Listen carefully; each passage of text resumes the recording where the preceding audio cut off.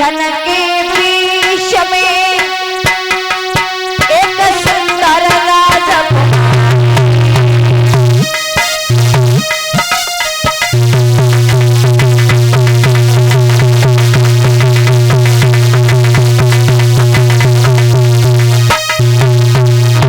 मेरे बाबा जिस समय महाराज शांतनु जी मुकुट को पहनकर घोड़ा पे सवार होकर के शिकार खेलने के लिए चले तो जंगल के बीच में उन्होंने क्या देखा, एक सुंदर सी राजकुमारी बैठी है। अरे खेलने चले शिकार सवार के बड़े सवारी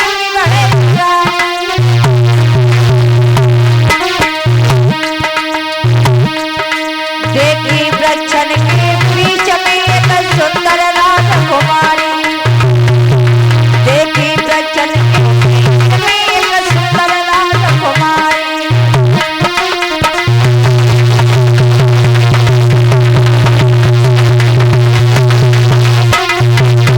क्या देखा, तब सुंदर बदन विशेष खुले चलती उठती आ रही, चलती उठती आ रही। ही राजा ने भैया ये बदन किया निशानी, देखत ही राजा ने राजा ये बदन किया।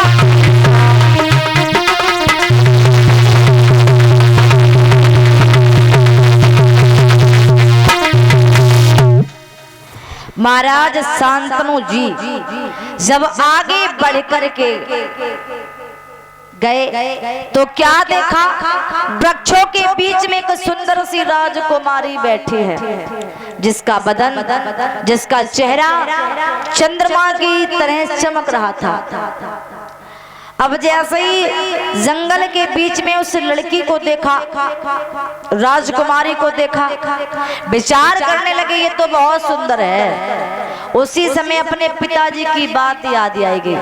हमारे पिताजी ने कहा था कि जंगल के बीच में जो तुम्हें राजकुमारी मिलेगी उसी से तुमको शादी करनी है, यही हमारी पत्नी है। लेकिन अब डायरेक्ट तो किसी से जाकर के नहीं कह सकते कि तुम हमारी पत्नी हो, हमारे साथ में चलो।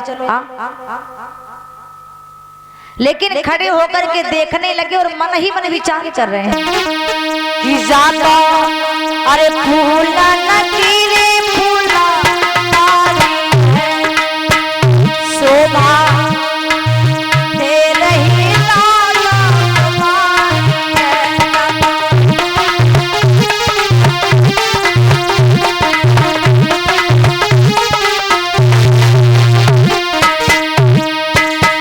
जाता फूलन की फुलमारी है शोभा दे रही लाली कुमारी है।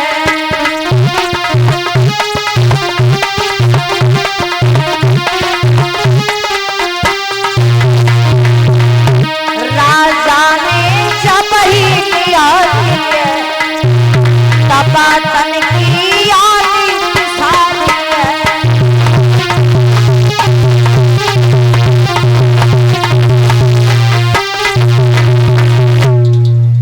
जैसे ही महाराज शांतनु जी ने देखा, सारी तन की शुद्धि बुद्धि भूल गए, टकटकी बांध करके देखने लगे। गंगा मैया ने देखा कि बड़ी देर से हमको देखे जा रहे हैं। गंगा मैया तो सब कुछ जानती हैं कि हमको तो इनके साथ में शादी करनी है, क्योंकि हमने वचन दिया था। तो इशारा दे करके अपने पास में बुलाया, और जब इशारों में शांतनु महाराज को अपने पास में बुलाया, गंगा मैया बोली एक बात बताओ, हम इतनी देर से देखे जा रहे हैं कि तुम टकटकी बांध करके हमको देख रहे हो, आखिर बात क्या है, क्या मन में चल रहा है।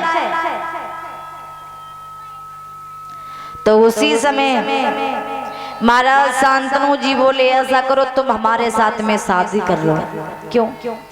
क्योंकि हमारे पिताजी ने हमें ये बात बताई थी कि जो जंगल के बीच में राजकुमारी मिल जाए उसी से शादी कर लेना। ऐसा करो तुम हमारे साथ में शादी करो। जब से तुम्हें देखा है तब से ये तन ये मन धन सब कुछ गवा बैठे हैं। सब कुछ वीरान सा लग रहा है। अगर तुमने हमारे साथ में शादी नहीं की तो हम जीवित नहीं रहेंगे, यहाँ से जाएंगे तो तुम्हें साथ लेकर के जाएंगे, और अगर तुम हमारे साथ में नहीं जाओगी तो हम भी अपने महलों में नहीं जाएंगे, यहीं इस जंगल में इस वन में रहेंगे।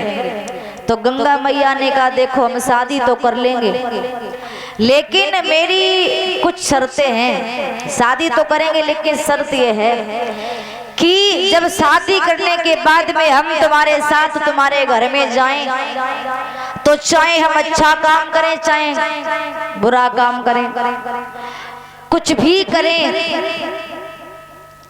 लेकिन तुम हमें रोकोगे नहीं, टोकोगे नहीं। अगर जिस दिन तुमने हमें टोक दिया रोक दिया तो 22 दिन हम तुम्हें छोड़ करके चले जाएंगे। महाराज शांतनु बोले तुम्हें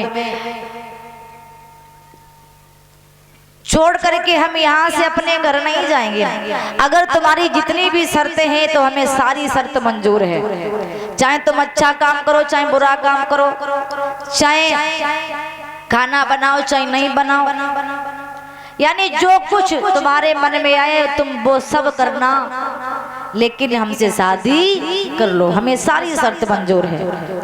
उसी समय महाराज प्रतीक ने गंगा मैया के साथ में वहीं पर वन के बीच में गंधर्व विवाह किया। शादी करने के बाद में महलों में आ गए। धीरे धीरे धीरे धीरे समय बीतने लगा। गंगा मैया महाराज शांतनु जी के साथ में हस्तिनापुर में उनके महलों में रहने लगी, और जब महलों में रहने लगी तो धीरे धीरे समय बीता, और जब समय बीता तो महाराज मैया गंगा ने एक बेटा को जन्म दिया, और जब एक बेटा को जन्म दिया तो जन्म देते ही गंगा मैया उस बेटा को लेकर के जंगल में चली पड़ी। शांतनु जी पीछे पीछे चली पड़े। आखिर अभी अभी तो बेटा पैदा हुआ है, इतनी जल्दी हमारे पुत्र को लेकर के कहाँ जा रही है, लेकिन कुछ नहीं कह पाए क्योंकि बचन में बंधे हुए थे। रोका नहीं, पीछे पीछे चलने लगे। छुप करके क्या देखा कि गंगा मैया ने जिस बेटा को जन्म दिया उसको जल में डुबा दिया, जल में बहा दिया। अब शांतनु के कलेजा में जाकर के धक्का लगा, क्योंकि दादा याद रखना ऐसी कौन सी माँ होगी जो जन्म देते ही अपने बेटा को मार देगी। हाँ, ऐसे संसार में कोई स्त्री नहीं हो सकती। महाराज शांतनु विचार करने लगे कैसी माँ है ये, अरे कैसी औरत है। मैंने देखा है संतान के लिए एक स्त्री न जाने कितने कष्ट उठाती है, न जाने कितनी पीड़ा सहन करती है, लेकिन कभी अपने पुत्र या पुत्री पर आंच नहीं आने देती। लेकिन मैंने पहली बार ऐसी माँ को देखा है, ऐसी औरत को देखा जिसने जन्म देकर ही अपने बेटा को जल में डुबा करके मार दिया। अगर मैं गंगा से कुछ भी कहूंगा तो ये मुझे छोड़ करके चली जाएगी, कोई बात नहीं, अरे अभी तो पहला ही बेटा मरा है। अगर गंगा महल में रहेगी तो बेटा दोबारा भी हो सकता है, लेकिन गंगा छोड़ के चली गई तो हम जिंदा नहीं रह पाएंगे, क्योंकि प्रेम में इतने अंधे हो चुके थे।